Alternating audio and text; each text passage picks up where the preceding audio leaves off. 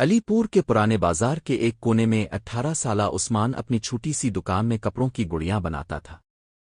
عثمان بچپن سے ہی بولنے اور سننے کی صلاحیت سے محروم تھا، لیکن اس کے ہاتھ جب گڑیاں بناتے تو ایسا لگتا جیسے وہ ان میں روح پھونک رہا ہو۔ گاؤں کے بچے اس کی گڑیاں بہت شوق سے خریدتے، لیکن عثمان ہمیشہ ایک خاموش کونے میں بیٹھ کر کسی کے آنے کا انتظار کرتا۔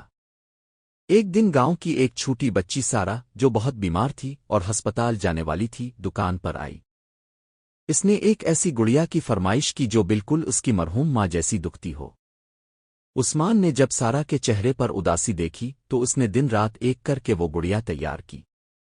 اس نے اپنی زندگی کی سب سے بہترین گڑیا بنائی، جس کی آنکھوں میں وہی نرمی تھی جو اس بچی کی ماں کی تھی۔ جب سارا کو وہ گڑیا ملی تو اس نے مسکرا کر عثمان کا شکریہ ادا کیا اور ہسپتال چلی گئی۔ چند دن بعد عثمان کو خبر ملی کہ سارا اب اس دنیا میں نہیں رہی۔ عثمان کے لیے یہ ایک ایسا صدمہ تھا جس نے اسے اندر سے توڑ دیا۔ اسے لگا کہ اس کا ہنر کس کام کا جب وہ کسی کی زندگی نہیں بچا سکا۔ وہ کئی دنوں تک دکان پر نہ بیٹھا اور خاموشی کی دیواروں میں قید ہو گیا۔ ایک شام سارا کے والد دکان پر آئے اور عثمان کو ایک چھوٹا سا خط دیا۔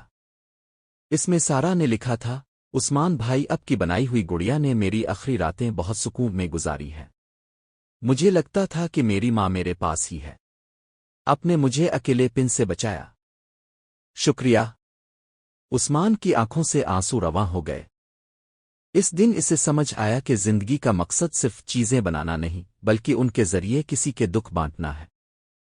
اس نے اپنی دکان دوبارہ کھولی، لیکن اب وہ گڑیاں بیچنے کے لیے نہیں، بلکہ لوگوں کے چہروں پر مسکراہٹیں بکھیرنے کے لیے بناتا تھا۔